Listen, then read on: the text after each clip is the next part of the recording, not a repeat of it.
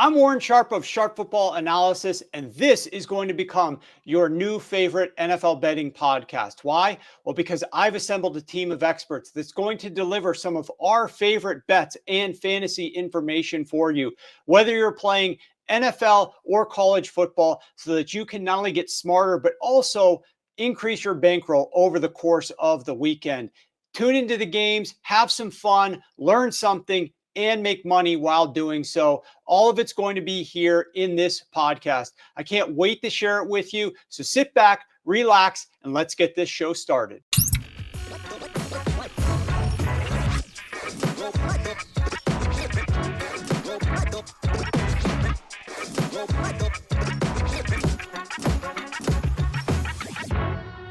Welcome in, guys. I can't wait to start sharing some of the best bets for college football and NFL this weekend with multiple guests, and you're going to love it.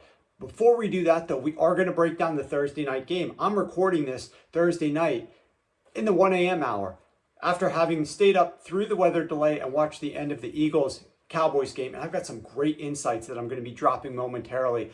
But before we do that, I want to make sure that you're subscribed to us over on YouTube. You know, we're going to be delivering this to you Friday morning, bright and early, before anybody else is dropping some of these reactions with the data that we're getting on the Thursday night game. And you're going to want to make sure that you get this bright and early. So subscribe to us over on YouTube, search for Sharp Football Analysis, subscribe to us on your favorite podcast platform. We're there as well. Now let's dive into this game on Thursday night. Obviously, the Eagles win 24-20. Lots of takeaways. First and foremost, got my notes here. The spitting incident, that was obviously ridiculous. We do know from our referee expert, Joe Gibbs, that the refs are absolutely cracking down on taunting and unsportsmanlike penalties this year. So it's going to happen. It's going to happen in more games. That was uncalled for. The whole Dak might have started it by spitting in the direction of the defender, and then the defender spits back at him, Jalen Carter, and then ultimately gets ejected because he actually spat on Dak. It was ridiculous. The whole back and forth of it all. I don't know if Dak should have faced any penalties there or not. Maybe not, but Jalen Carter, obviously there's no room for spitting on your opponent in the game, even if Dak did sort of bait you into it. But just know that the better coaches out there are going to have their players ready for all these flags that the refs are going to be throwing this year to start making examples out of players taunting and doing their unsportsmanlike penalties. So good coaches, make sure your players aren't doing that. We'll figure out who the bad coaches are when we watch their undisciplined players get a lot of these penalties. Me personally, I thought that one flag for taunting was ridiculous. I mean, but that's what they're going to do this year. I don't like it. I don't like these penalties. I think these penalties are ridiculous, but that's how they're going to call the games this year. The weather delay. Okay, so prior to the weather delay, let's talk about it. In the first half, there were 7 drives and 7 scoring drives. All 7 of the drives scored points. There were 41 total points scored in the first half of this game. No punts, no turnovers. Every single time a team touched the ball, they scored points. To start the second half, the first drive was a field goal. The second drive was a fumble. And the Cowboys were in scoring position, right? They could have scored there. I think George Pickens got a penalty, and that backed them up, and then they ultimately fumbled the football. So good job, George Pickens. But after the weather delay, when the Eagles got the ball back with 4 minutes and 44 seconds left in the third quarter, there were no points scored after that point in time. There were 5 straight drives that were punts. Then there was a turnover on downs, and then it was the end of the game by the Philadelphia Eagles kneeling out the game. So that was crazy. The weather delay absolutely tanked the scoring in this game. And I did some research here. This is just the 5th game since 1990 where there were over 40 points scored in the first half, and the game still went under the total. That's right. I know there's some overbettors out there. We weren't any of those, but there were some overbettors out there who obviously were very happy at halftime, having scored 41 points. Just completely unlucky that the weather came in, allowed the defenses to reset, maybe change some strategies. Offenses got a little bit more out of sync, and no more points were scored. Had to be one of the worst ways to start a season. Now, we started it great from a betting perspective. We hit the Shipley rushing. We hit the Eagles in a teaser leg. We hit Dak Prescott passing yards under. We netted out positive on our props, and we're heading into the weekend with a strong teaser leg already locked in and trying to close it out on Sunday. So if you haven't joined us, we're going to be dropping some codes momentarily where you can get 77% off a weekly betting package. Starting off the season great. We're looking to roll into Sunday and keep that going. And if you want to join for the season, there's 25% off codes as well. So we're going to be flashing those up on the screen throughout the show, as well as we're going to show you guys exactly where to go, sharp.football, to get on board. Let's talk a little bit about some of the data on this game. There were some crazy things for the Philadelphia Eagles.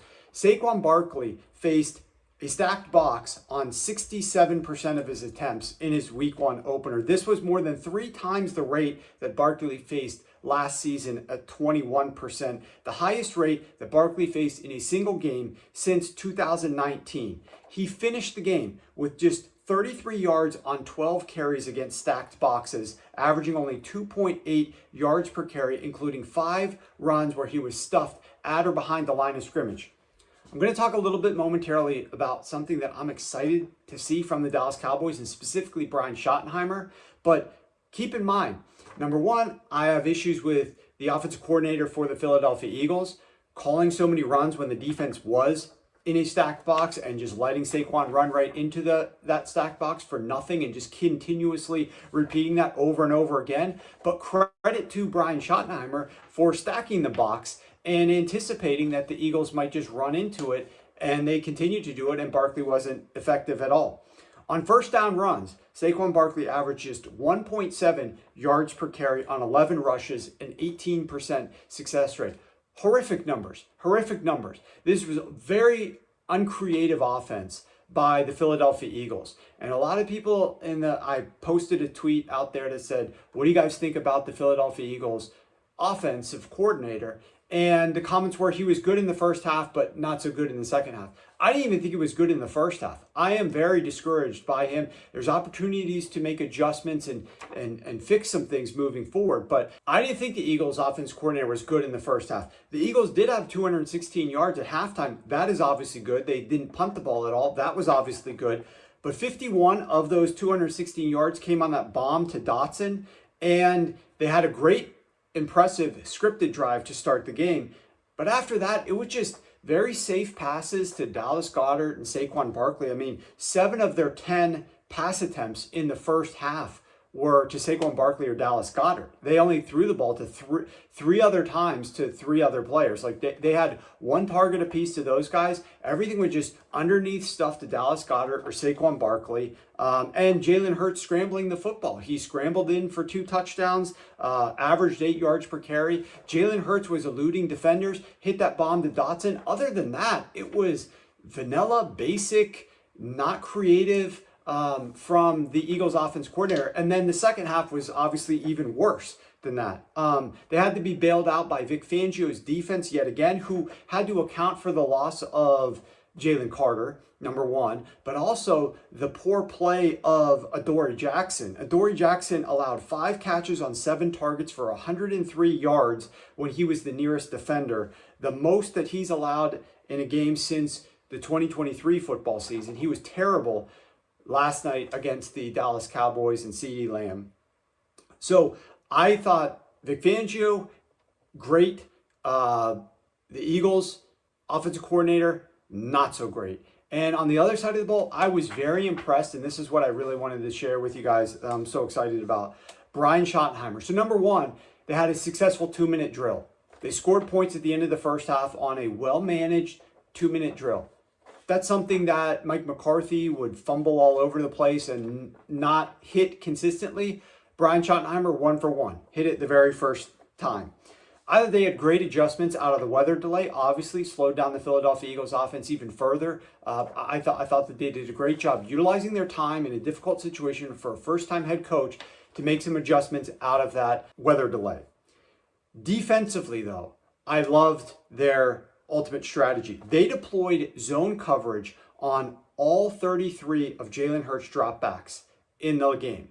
They were just the second team to do that for 100% of opponent quarterback dropbacks since the start of 2024 season. So you ask, why did they do that? Well, here's why. I don't know if you can make this out super well, but this is where the Philadelphia Eagles are last year offensively. Jalen Hurts, EPA per attempt versus man coverage down here at the bottom. He was one of the best, second best in the NFL. And then zone coverage, you can see, which is on the y-axis, he's below average. So the distance from this line is how sensitive you are to zone coverage. And Jalen Hurts was one of the most sensitive quarterbacks in the NFL to zone coverage. What does that mean?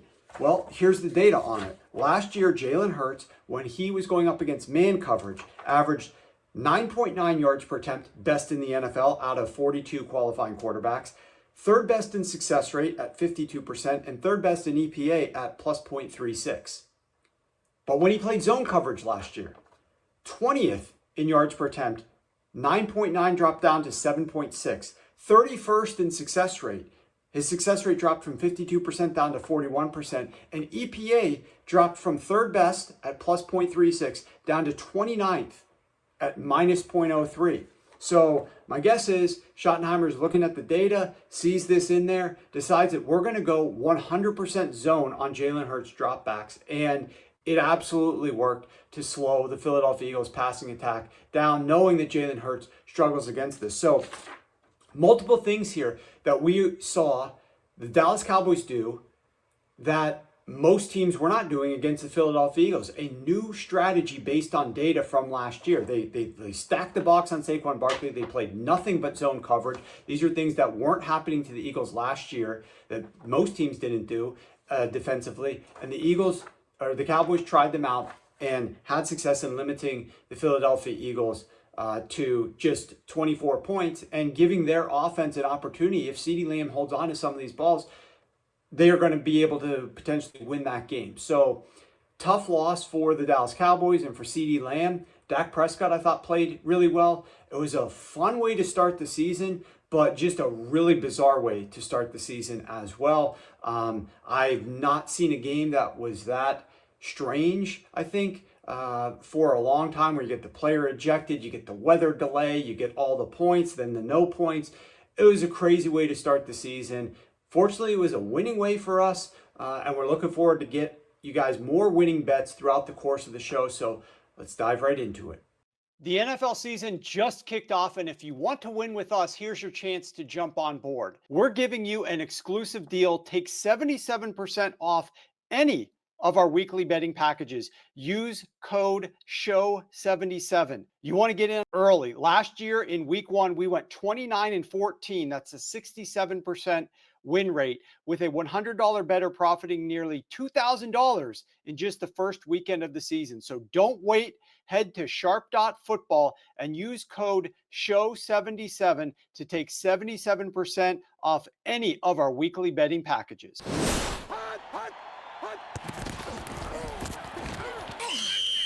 All right, before we dive into all of our best bets for this weekend, I first want to break down a couple of the matchups and storylines that I'm looking forward to most this upcoming weekend. And one of them comes on Sunday Night Football, where the Baltimore Ravens travel to Buffalo to take on the Buffalo Bills. And this game is extremely intriguing for two key factors for me. The first one is, how often is Buffalo going to man blitz Lamar Jackson? Buffalo last year during the regular season and during their early week matchup against the Baltimore Ravens hardly man blitzed Lamar Jackson at all. In fact, they only blitzed Lamar just 10% of his dropbacks. However, in the rematch, in the playoff game, they utilized man blitzes on an insane 48% of Lamar Jackson's early down dropbacks and 37% of his overall dropbacks. Why does this matter, you ask? Well, it's because when Lamar Jackson isn't blitzed, he is the best quarterback in the NFL. He had 30 touchdowns to only 1 interception last year.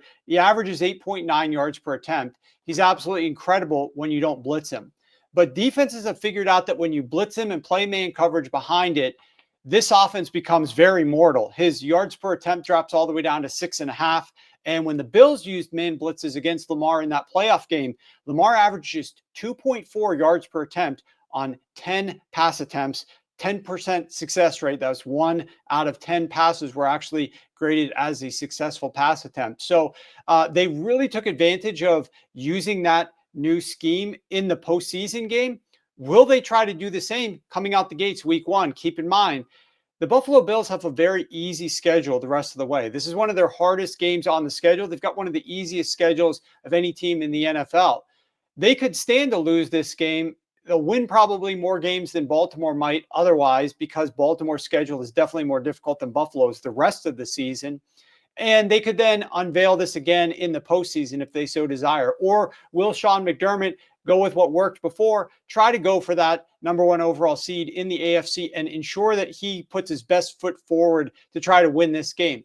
I'm going to be fascinated to watch it because of how Lamar Jackson struggles a ton against these man blitzes. The other thing that I'm really interested to see is, where does Patrick Ricard show up on that final injury report? You're watching this show on Friday. Is Patrick Ricard listed on that final injury report? Will he miss this game? He's the fullback for the Baltimore Ravens, and there's no team that like to utilize fullbacks or tight ends at a higher rate than usual than the Baltimore Ravens. In fact, the Baltimore Ravens utilized 3 wide receiver sets at the lowest rate of any team in the NFL last year. If they're without Patrick Ricard, and we already are aware that they are going to be without Isaiah Likely, their tight end, that's going to put the emphasis on other guys to step up in those shoes if they still want to try to maintain heavier personnel, such as tight end Charlie Kolar, or they're going to utilize more 3 wide receiver sets. When they did use 3 wide receiver sets last year, their efficiency declined very tremendously when they tried to run the football specifically. When they were in heavier personnel, whether it was a fullback out on the field or multiple tight end sets, they were number 1 in EPA and number 1 in success rate. However, when they decided to go with running Derrick Henry or other running backs out of 11 personnel, that efficiency dipped to number 10 in EPA and number 22 in success rate. So they're better when they have those heavier personnel groups, but is the personnel injuries for their running back, for their starting fullback, for their starting tight end, going to cause them to utilize more 11 personnel? I'm going to be fascinated to watch both of those aspects, and we're going to be talking about the referee in this game later on in the show with our ref expert, Joe Gibbs. So you're not going to want to miss that. Stay tuned for more on this game.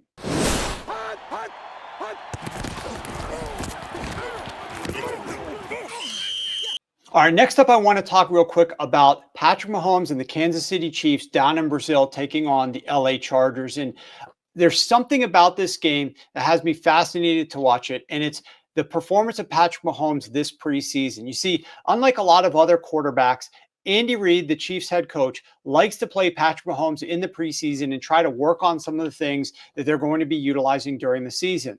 And over the last 2 seasons prior to 2025's preseason, the Kansas City Chiefs passing attack looked very similar in the preseason to what it looked like in the regular season. In 2023, Patrick Mahomes was averaging just 5.1 air yards per pass attempt. That ranked 91st out of over 100 quarterbacks. In 2024, he averaged only 7.3 air yards per pass attempt. That ranked almost 60th out of, once again, 100 quarterbacks. But this past offseason, Patrick Mahomes was averaging 11.6 air yards per pass attempt. In addition to passing the ball significantly deeper down the field in this year's preseason, he was also holding on to the football longer in order to achieve the time needed to throw those deeper routes. Patrick Mahomes this preseason averaged 3.4 seconds per pass attempt. That was the 3rd longest of over 100 quarterbacks that played in the preseason this season. So we saw a new and defined Patrick Mahomes coming out and trying to intentionally hold onto the ball longer to push the ball deeper down the field. This was something that the Chiefs were not doing whatsoever last year. In fact, the Chiefs were doing the exact opposite last year. They had the lowest target depth of any team in the NFL. They throw the ball more behind the line of scrimmage than any team in the NFL. This was a team that was very happy with getting into 3rd and manageable and converting on 3rd down and sustaining long, time-consuming drives to slowly matriculate the ball down the field. That's how they ultimately got to the AFC Championship, won the AFC Championship game, and played in the Super Bowl. Obviously, it didn't work out for them in the Super Bowl. They lost their opportunity to three-peat, and now they're starting over from scratch.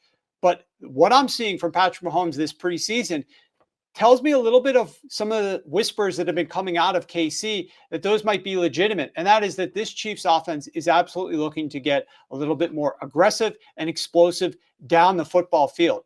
How will that offense perform against this Chargers defense in Brazil? How will that field hold up if some of these receivers are trying to get down the field further for Patrick Mahomes? Will the pass rushers be slipping it all on the field and give Patrick Mahomes even more time in the pocket? These are all questions that I'm excited to see the answers to in tonight's Chiefs-Chargers game, but I can't wait for this one. And let's both pay specific attention to how long Mahomes is holding on to the football and how deep he's passing it.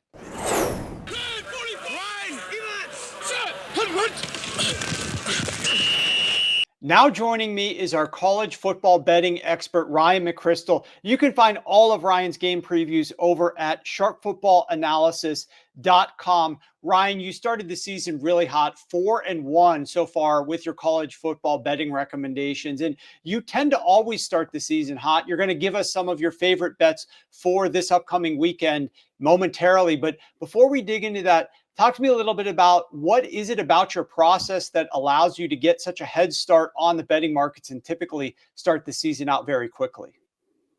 Yeah, I think there's two factors. The first is that college football is just a little bit easier to find an edge than the NFL to begin with. There's a much wider range of schemes that teams run in college compared to the NFL, where kind of almost everyone's doing slight variations on the same thing. You could face Lincoln Riley's offense one week in the Big Ten, big wide open spread offense. The very next week, you could face Kirk Ferentz in Iowa, which is a very traditional between the tackles power run offense. That range of schemes can cause the same team to look very different from week to week. So you kind of start out with a little bit of an edge you can sometimes find in college football across the board. But then early in the season, since we've seen the transfer portal just break wide open and there's so much turnover, as many as 70 players on some teams like North Carolina this year coming into the program, it becomes really hard for the sports books to set accurate lines. They rely so heavily on their algorithms to set the lines, or at least to sort of get them a starting point for setting the lines, and then make some adjustments here and there. But if you follow the transfer portal really closely and you follow the coaching carousel really closely in the offseason, you can pinpoint where certain teams are going to get a lot better or a lot worse. So in those first few weeks of the season, as the sportsbooks algorithms are still learning about these teams, gaining a larger data set, larger sample size, you can find a pretty good edge, especially if you identify certain teams. Now, you're going to be really wrong sometimes. The one game I missed last week was picking Alabama against Florida State. Sometimes you're just going to miss with those early preseason predictions. But if you follow it closely, more often than not, you can find a little bit of an edge the first few weeks. Well, you certainly have done that. That's a great explanation as to why. Let's start breaking down some of your best bets for this weekend. And first up, you've got Michigan at Oklahoma. Michigan heads to Norman this weekend for a huge non-conference clash with Oklahoma. Sooners are coming in undefeated, looking like a playoff contender, while the Wolverines have been explosive as well. Both teams are looking to make a statement. What do you like about this game, and what makes it one of your strongest bets of the weekend? Yeah, I think if I were betting this game against the spread, I would lean towards Oklahoma, but the over is really the bet that I like the most. 44.5, I think it's been out there. It's been trending down too. So I will say off the top, if you're interested in following me on this, it might be worth waiting another day or two, see where the line goes, because I believe it opened up at 47.5 and it just keeps getting bet down and down. But I think that these two offenses, which undeniably were two of the worst in the power conferences last year, are going to be so much improved because of the offseason that they changes that they made. Both teams are bringing in new quarterbacks and new coordinators on the offensive side of the ball. Michigan has Bryce Underwood at quarterback, Chip Lindsey at offensive coordinator. Oklahoma went out and got John Mateer at quarterback, Ben Arbuckle as their offensive coordinator. And I think it's both teams are going to be really dramatically improved on that side of the ball. Not to interrupt you, but Novig just went to 45.5 on this game at even money. We still have 44.5 here available though. Bookmaker, FanDuel, DraftKings, MGM. So while there are a few 45s, 45.5s, there are some better numbers out there to be had, but keep rolling. Just wanted to show people kind of what we're looking at here on this OddsJam screen. Yeah, absolutely. It's definitely worth keeping an eye on this line, because who knows, if it drops a little bit further, it just becomes even more enticing to take the over if you're following my logic on this. With Michigan, the past couple of years, last year in Sharon Moore's first season at the helm, and obviously the previous few years with Jim Harbaugh, they are a old school power run offense, not throwing the ball very often. Even when they had JJ McCarthy, a good quarterback, they were just running the ball between the tackles over and over. Now they bring in Chip Lindsey as the offensive coordinator. Lindsey, he's bounced around a bit in his college career. He's worked with some good quarterbacks who've gone to the NFL, most recently in North Carolina, where he worked with Drake May at the end of Drake May's career, which May has some similarities to Bryce Underwood. Big quarterback, can certainly throw the ball downfield, but also capable of running, has that type of athleticism. 247 Sports in their recruiting profile of him compared him to Vince Young from a physicality standpoint and a running ability. So it gives you an idea of what Underwood could become. Now, last year, Michigan had a pass rate. They're based on situational data. Their pass rate was 8% below expected. So an extremely run heavy team. In week 1, we already saw Chip Lindsey's influence with a 10% above expected pass rate. Now it'll probably shift a little bit back lower than that. Some of that was probably just trying to get Underwood comfortable against a lesser opponent in week 1, but it gives you an idea of what they're going to try to do. Lindsey is going to have us put his stamp on this offense, and they're going to throw the ball more. As for Oklahoma, very similar. They ran the ball a lot. Their pass rate was 4% below expected last year, but they brought in Ben Arbuckle and John Mateer, the quarterback OC combo, both coming over from Washington State, where last year their pass rate was 4% above expected. And again, in week 1, we saw a huge jump for them. Last week, Oklahoma's pass rate was 17% above expected. Again, some of that is probably trying to break in the new offense and get everybody comfortable in week 1, but it gives you an idea of where these offenses are trending to become more pass heavy. So I think this line is being pushed down because there's a little too much emphasis on what happened last year. Now, I do want to point out a big concern with John Mateer is his sack rate. He takes way too many sacks, ranked 3rd worst sack rate in the country last season against Washington State, and not even playing a very difficult schedule. Michigan obviously has a good defense. They lost a lot of guys to the NFL. Mason Graham, Kenneth Grant, Josiah Stewart lost from that front 7. We still expect them to be good, though. But even last year with those guys, converting pressures to sacks was a weakness of that Michigan defense. They ranked 77th in sack conversion rate. So even with all those NFL dudes on that defense, they were not creating a lot of sacks. So it's maybe less of a concern than you would think for John Mateer in this particular matchup. So like I said, I kind of lean Oklahoma. I like Oklahoma to win the game, lean Oklahoma against the spread, but I really like the over, especially with it trending down, because I think both of these offenses are going to throw the ball more, be a little bit more explosive than you would expect due to these quarterback coordinator changes we've seen. All right, so there you go. Ryan's first bet of the card this week is the over in Michigan, Oklahoma, and you can find that at 44.5 right now if you shop around using that OddsJam screen that we've got for you over. We got a deal on that as well. If you go to oddsjam.com, there's a deal for you. oddsjam.com/Warren, I believe is what it is. But the next bet that you've got, Ryan, is Illinois at Duke. And in this particular game, you've got Illinois traveling to Durham to take on Duke in a Big Ten ACC showdown. Both teams faced appetizers last week. This is going to be their first true test of the season. What has you confident in Duke being able to cover the spread in this one? Yeah, sneaky good game here between two teams that I think are playoff dark horses. Illinois obviously ranked 12th. They're obviously expected to kind of be in the playoff mix in the Big Ten, but Duke has a favorable schedule in the SEC. You never know. They could, if they put together a 10-win season, a win here against a ranked Illinois team would certainly do a lot to boost their profile nationally. So I think both these teams have a lot at stake in this game. I like Duke. And it's easily my favorite play of the week. Probably will end up being one of my favorite plays of this early season, because I have a really hard time finding any area where Illinois has an advantage in this matchup. It's just a clash of styles where basically everything that Illinois likes to do and does well, Duke matches them and does it a little bit better. And on the reverse, Illinois' weaknesses kind of match up really well with what Duke does well. So, two areas that I want to highlight. There's a number of different areas. If you check out the article on the website, I go through all the different matchup points, but the two that I want to highlight are the offensive line, defensive line on both sides of the ball. Based on when Illinois is on offense, their offensive line against Duke's defensive line, based on opponent adjusted data last season, Illinois ranked 120th in press rate allowed. One of their major weaknesses was the offensive line and pass protection.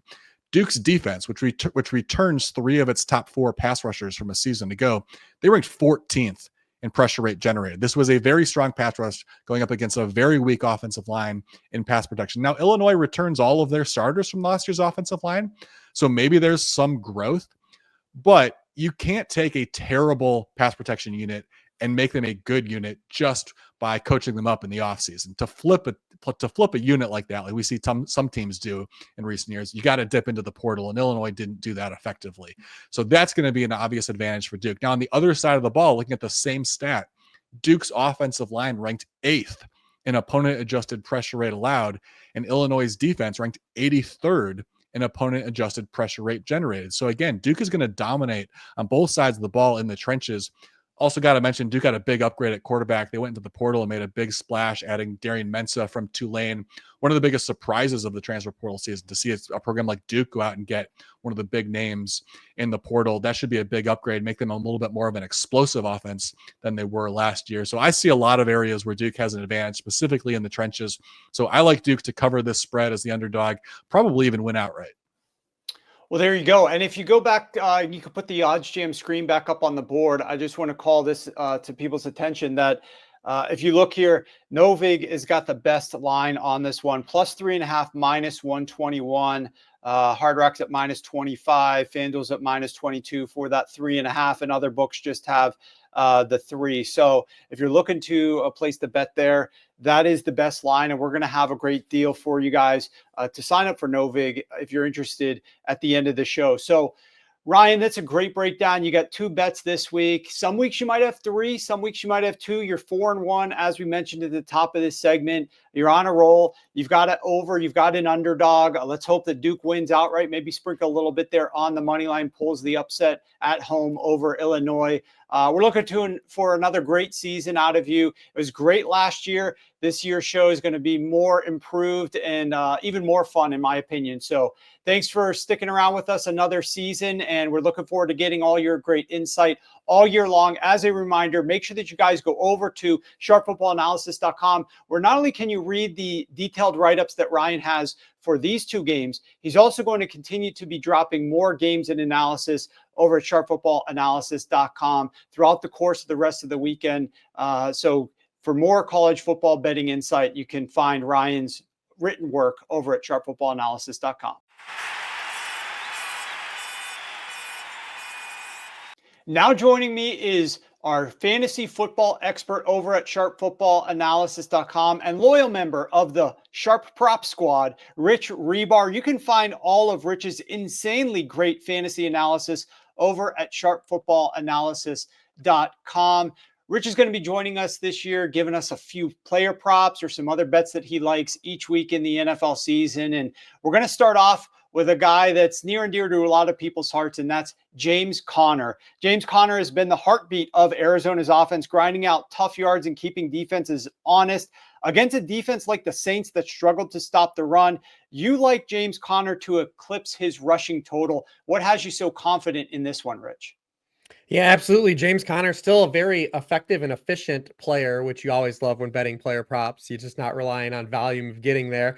He was still 5th in missed tackle rate per rush attempt last year. He was 5th among running backs in explosive plays as well. And when that efficiency lines up with the matchup, that's when we want to attack it. When we're catching him as a 6.5-point favorite, albeit on the road, not at home. We would love if it was in Arizona. But when Arizona had the lead last year, they ran the ball 54% of the time. That was 7th in the league. When James Conner ran the ball with the lead, he was 2nd in the NFL in success rate. In wins for the Cardinals last year, he ran for 87.4 yards per game. That was 7th in the NFL. In losses, it dropped to 53.6 yards per game. He went from 7th to 17th. You mentioned that New Orleans struggled to slow down the run last year. They were 30th in yards per carry allowed to running backs. They were 31st in success rate. They also add Brandon Staley, who notoriously would allow teams to run a little bit on him. We'll see if that continues to be the case. He does need to make up for some moving parts in a secondary that he takes over New Orleans. But it's also the types of runs James Conner got last year. He ran for 5 yards per carry on inside zone runs. That was 5th in the NFL last year among running backs. And the Saints allowed 5.6 yards per carry on those inside zone runs by running backs. That was the highest rate in the league. So with lining up all of those things, I just look at James Conner's total, and I want to hit that total and maybe bet it up to 80, 90 yards even. Well, there you go. So that's the first one. I like laddering when you feel real confident about a particular yardage prop. So that's the first ladder of the season on the show. Let's go to the next prop. that you like. And in this particular one, you're going with Chris Olave, same exact game, but on the other team, the New Orleans Saints, you're going over 4.5 receptions. Olave is clearly the go-to option for the Saints passing attack. And if they fall behind, which seems likely based on the betting spread, this could come down to the accuracy of his quarterback and connection with Olave playing catch up. What stands out about this prop to you? Yeah, nice little correlated prop too, playing off of James Conner, running the football heavily in this game and the Saints being pushed into trailing game script where they're going to be throwing the ball. I also love this transition under Kellen Moore, who notoriously has moved his lead wide receiver around and gotten them more of the, air quotes, like free squares types of looks.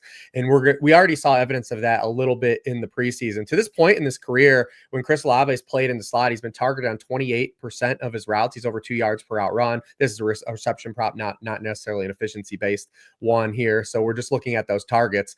And in the preseason, he played in the slot on 39% of his snaps. His career rates so far in the NFL are 21% in the slot last year, 32% the year prior, and 38% the year before that. So we're looking at a career high slot usage rate.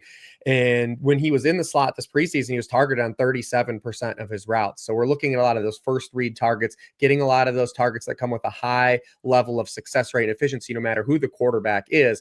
But it also lines up with this type of defensive approach that Jonathan Gannon has historically run.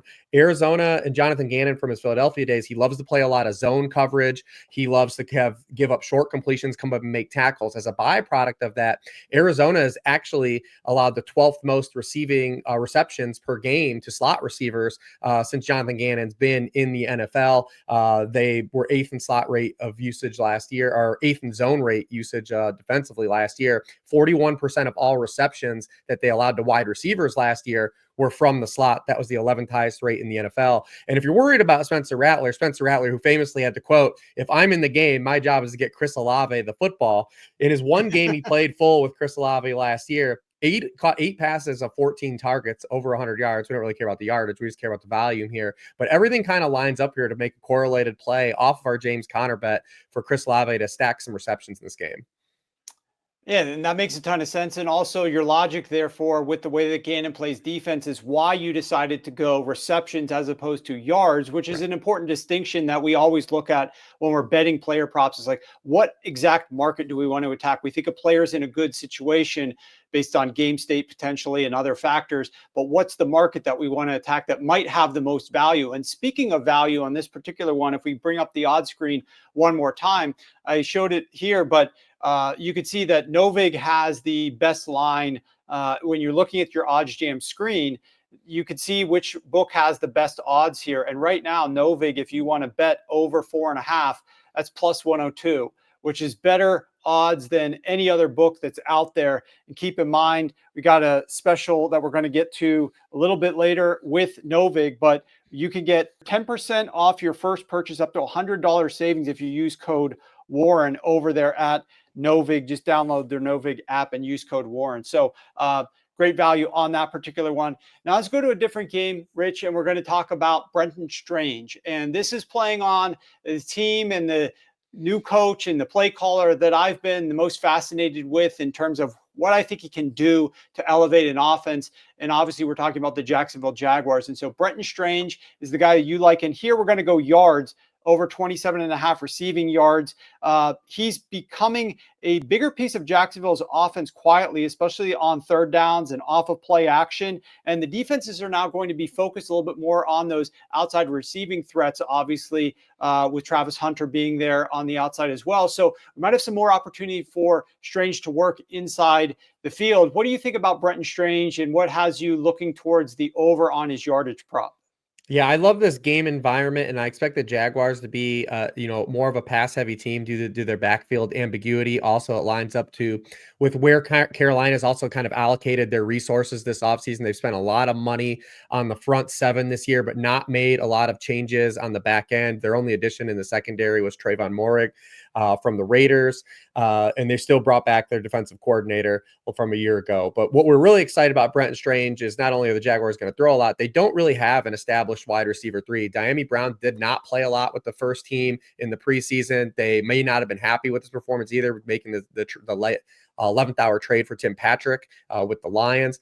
And it just gives Brenton Strange more of a runway to targets. We saw him last year with Evan Ingram off the field get targeted on 19% of his routes. And on this limited sample of the preseason, he was on the field for just under 70% of Trevor Lawrence's dropbacks, caught 3 passes for 33 yards. But he's also getting this matchup against this Carolina team that was 28th in yards per target allowed to tight ends. They allowed 54.1 yards per game to tight ends. 14 different tight ends hit this number a year ago against the Carolina Panthers. And obviously that may not roll over into this year, but like I said, they didn't really make a lot of changes to change their secondary. They keep the same defensive coordinator. So Brenton Strange, I look at just being able to hit like even a chunk play or two can easily clear this. And he's another guy I would be kind of maybe even getting kind of a little bit of cute with, maybe looking at like, upwards of like 40 yards, maybe even 50 low 50s if you want to try to ladder this thing too. But he's going to be one of my favorite DFS plays too of the weekend, given his price. Yeah, this was another player. You and I were in alignment there when you sent over a list. He was also on my list as well. I think it's a great opportunity for them to exploit some of those weaknesses, as you mentioned, of the Carolina Panthers defense. So another player that we're looking at. So that's 3 props from Rich, one of which he's going to ladder up, and maybe you can decide to ladder up the Strange one if you want to as well. But Rich is going to be joining us every single Friday show, and we're going to be breaking down some of his favorite looks of the card that weekend. And of course, Rich does outstanding work over at sharpfootballanalysis.com. I highly encourage you to check it out. And speaking of which, if you want to get on board for seeing what Rich has to offer with a fantasy insight this week 1, you right there on the screen, you can see, go to sharp.football and you can sign up. We've got a promo that's running right now. You can take 77% off any of our weekly packages. Just use the code SHOW77. You can get our all access package, which has all of Rich's information and my information. You can just go fantasy if you want, but I highly recommend getting on board, trying it out. 77% off is a pretty insane deal and pretty tremendous value. You're not going to want to pass that up because we're only doing that this week. Week 1, that's the only week that we're going to be doing 77% off. That'll end once the Sunday games conclude. So might as well try it out. There you go, Rich. Thanks so much for joining us, and good luck this weekend. Good luck, everyone. If you're betting this season, it is absolutely crucial that you are always getting the best number. That's why we partnered with OddsJam this season. They have an odds screen that shows you the real-time lines at every sports book, so you can always lock in all of your bets with the best possible value. And right now, you can get an exclusive 2-week free trial by going to oddsjam.com/Warren. That's oddsjam.com/Warren. Don't leave money on the table. Make sure you are getting the best line every time. And to make this offer even sweeter, when you join this promotion, not only will you get 2 weeks of access for free, you also get $20 off of their monthly subscription. So go to oddsjam.com/Warren today and get on board.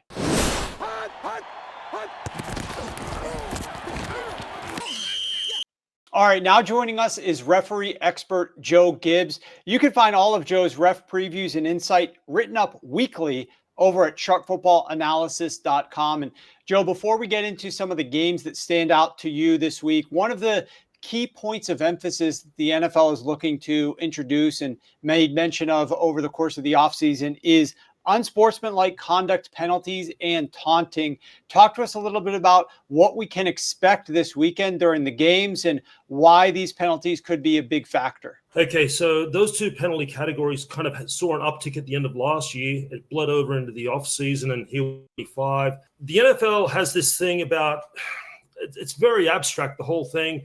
They don't like gang signs, supposedly, and certain dance moves that they find offensive. And so, as you mentioned, those 2 penalties are going to be made a point of emphasis, or so we're told. I think it's absurd. I don't think those penalties should exist to begin with, but they're here. And the problem is they're not actually enforced during the course of the game. And what I mean by that is, it's not a defensive holding where you're holding someone during a play. This is post-play. And these are significant penalties that are impacting the game that really, for nothing that has any bearing on the actual game as far as X's and O's. And so, to me, it's absurd to do it. This is not America's Got Talent, where we're judging a dance after a touchdown. You know what I mean? Yet that's what we're essentially doing, and putting your thumbs on the scale of the game to favor one team over the other. And I think it's very interesting. There's 3 referee assignments this week, Warren. Sean Smith tonight, John Hussey on Sunday night, and Alan Eck, who's a John Hussey clone, on Monday night. 3 primetime games. Those 3 officials, and I'll get into some numbers here, no referee has called more offensive holding taunting penalties than John Hussey since 2018. Sean Smith ranks second. He's on tonight's game with the Eagles and the Cowboys. And then Alan Eck is on Monday night's game, Vikings-Bears. So I don't think it's coincidence the league put those 3 referees on those games to send a message to the league in these primetime spots. Yeah, no doubt. I mean, this is all has to be driven by marketing dollars, right? And their ability to keep advertisers happy and keep advertisers thinking that there's not going to be any issue with the games and the players. But I tend to agree with you in that regard. The hardest part about this is going to be trying to identify, well, was this guy crossing the line? That guy didn't cross the line. How far can you go? When's the subjectiveness of it all come into play? And that's the part that's going to bug me, because it's not clear cut as to what they might be looking for, what they're not looking for. And that's going to be a problem in my view. Let's dive right into your first game, Joe. Your first game is the San Francisco 49ers versus the Seattle Seahawks. And the referee on this game is Sean Hockley. The 49ers head to Seattle for a divisional clash. Always a lot of fireworks in this game. But Sean Hockley's crew having this assignment, they are going to be potentially favoring the San Francisco 49ers physical style, but Seattle has the home field advantage. So where do you fall in this particular game? Yeah, so anyone who's followed us over the years, Hockley, point of emphasis, always the offensive side of the ball, okay? Divisional games like this in his career, Sean Hockley, 27-15-1 to the under, 65%. Divisional home teams with Hockley over that same time, 17-24-2 against the spread. So he's not a home field referee, and his game's skewed to the under. He was a league leading 11-6 to the under last season. The issue for the Seahawks, their offense was a mess last year. They ranked second behind Cleveland in offensive penalties per game. They bring in Sam Darnold, new quarterback, into the system. Darnold has had issues with pre-snap penalties in his career, and he did last year in Minnesota. So, look, maybe they gel immediately and it all works out, but you have to believe there's going to be a learning curve with Darnold and the offense. Compare that to San Francisco, who have all their players back. They have far more continuity, with Shanahan, Purdy, Kittle, McCaffrey. Most importantly, Trent Williams is back for the 49ers. And you take him out of that offensive line, and it's a disaster. But with him in there, it's a totally different outfit. And I just think for that reason, that offensive continuity that San Francisco has will serve them well with this officiating crew that does tend to focus more on the offensive side of the ball when it comes to penalties. And then as it relates to the total, obviously this total has dropped down a little bit. We're looking at our odds jam screen, and we're seeing the best number out there. If you want the over is a 43, but if you like the under, you can go 43.5. And this game did open higher. It opened at 45.5. So it's moved down 2 to 2.5 points on the betting market so far this offseason. You think that line movement is generally correct in terms of this being a lower scoring slugfest? Oh, absolutely. Yeah, that's the right way with the money. The problem is now if you go on better at 43, you're losing 2.5 points. But this stuff, all this information can be applied on the in-game wagering as well. You get a kickoff return for a touchdown on the first play of the game. All of a sudden, you get an in-game total of, 47, something like that. So just keep in mind the way these guys approach it and the emphasis on the offensive side of the ball and try and use that to your advantage. Okay, so next up, we've got our old friend John Hussey, who you did mention before when you were talking about the unsportsmanlike and penalties and the taunting penalties. He is on the Sunday night football game. You also alluded to that. The Ravens at the Bills, which is a game that I'm really looking forward to. I talked a little bit about it earlier in this show. Obviously, a rematch from the playoff game, rematch from a regular season game last year. Two of the best teams in all of football. And the Ravens are going to head back to Buffalo for a rematch in this game with John Hussey on the call. What makes this game intriguing from the referee's perspective? What is he going to do from a factoring into the end result of this game, in your opinion? Okay, so yeah, we mentioned the taunting on sportsmanlike. That he's on there for that reason, in my opinion. And just as a word of warning, most of these penalties with Hussey will go against the road team. So Baltimore, be on your best behavior Sunday night. Hussey's a great home field referee. Since 2016, home teams 89, 53, and 5 against the spread, 62.5%. That's number one out of all the referees. They were 10 and 6 against the spread last year with Hussey home team. So 60% in 2024. That favors Buffalo, obviously. But having said that, Buffalo had John Hussey week 1 of 2021, and they lost outright to the Pittsburgh Steelers. So it's not a guarantee. As far as his officiating style, this is the positive for Baltimore, who had issues last year on the road with penalties, particularly as it pertains to offensive holding. Hussey's crew generally don't focus as much on offensive holding and false starts as other officiating crews would.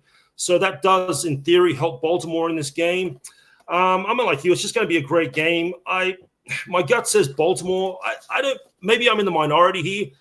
I don't think the Buffalo roster is that great. I think it's a solid roster with a great quarterback, whereas Baltimore is a stacked roster with a great quarterback also, and I don't trust Sean McDermott. So, I don't have a strong opinion one way or the other, but I would lean Baltimore here. And Buffalo could lose this game, and they could still end up going 12-5. They've got a cupcake schedule. I'm just curious to see how it's officiated, because we saw last year in the first game of the year, Baltimore at Kansas City, and they came out and they emphasized illegal formation. And Baltimore got hit 3 times on their first drive and then another time on their second drive for a penalty that was never called. And all of a sudden, they're bearing the brunt of that. So let's just keep an eye on the unsportsmanlike conduct and taunting penalties on Sunday night and see what happens. Yeah, indeed. Look, if you do like the Baltimore Ravens, the place to bet that would not be at Novig. Novig is a great place to bet the Buffalo Bills right now. You can see from the odds screen, you're getting +1.5, -105 at Novig, which is the best odds on the board right now. So if you're looking to take the Buffalo Bills, Novig is the spot to go. And keep in mind, you can use code WARN when you sign up, and you get 10% up to $100 on your initial deposit there over at Novig. So, all right, Joe, that was some great information. Obviously, we're going to be joined by Joe every single week on this Friday show, breaking down some of the ref assignments, breaking down what those ref assignments might mean to some of our bets and what we should be looking at to potentially bet as a result of ref assignments. I think Joe's very much like me, that it's not just a one factor handicap, that is not just because of the ref, we're going to definitely bet this. It's a factor into these things, but it absolutely is something that you should be looking to account for. Joe also writes an outstanding article for us over at sharpfootballanalysis.com every single week that breaks down the ref assignments, and it breaks down some of the key positions of value potentially based upon some of these ref assignments. So make sure that you guys are checking that out over at Sharp Football Analysis. Thanks, Joe. We'll see you next week. Great. Thanks a lot, Warren. Good luck.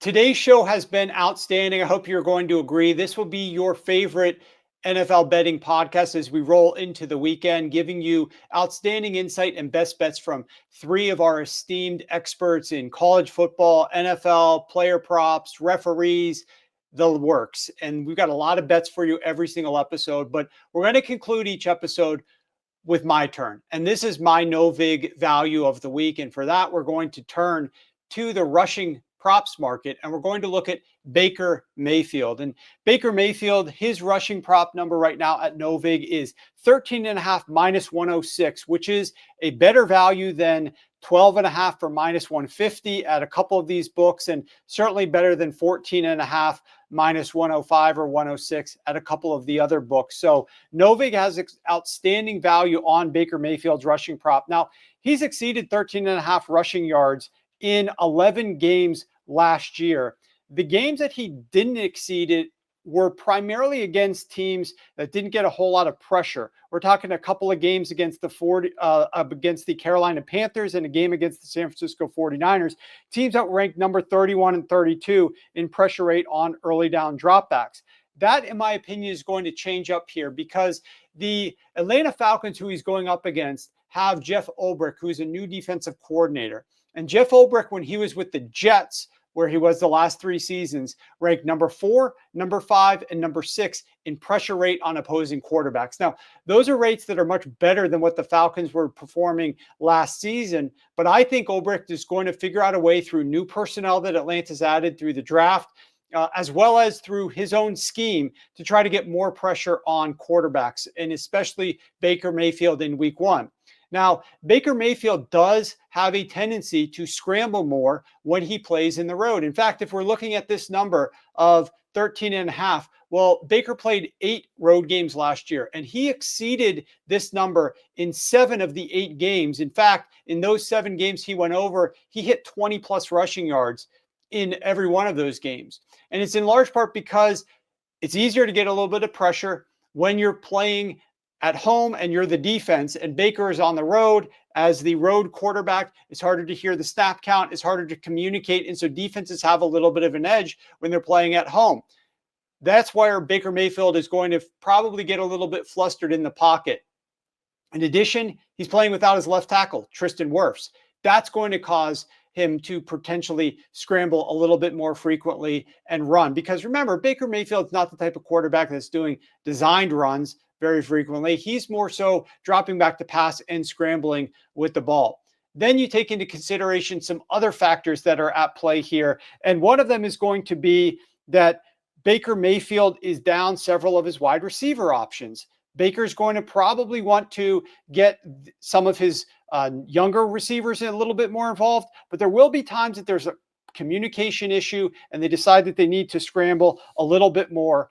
On the road, Baker Mayfield averaged 28.6 rushing yards per game. He ran more often, he ran more frequently, and he ran for more yards per game. In fact, when he was at home, he was only averaging 17 yards per game. So with higher pressure from the Atlanta Falcons in this game than they were able to deliver last year, and with Baker Mayfield playing without his left tackle on the road, I believe that we're going to see Baker Mayfield go over 13.5 rushing yards. The best line is over at Novig, and this is my Novig value of the week. And keep in mind, download the Novig app and enter code Warren, and you'll save 10% on your first purchase. All right, guys, that'll do it for our week 1 edition of the Sharp Football Show. Make sure that you guys are subscribed to us over on YouTube at Sharp Football Analysis. Make sure that you're subscribed to this podcast on your favorite podcast platform. And we'll see you guys very soon. Good luck in week 1.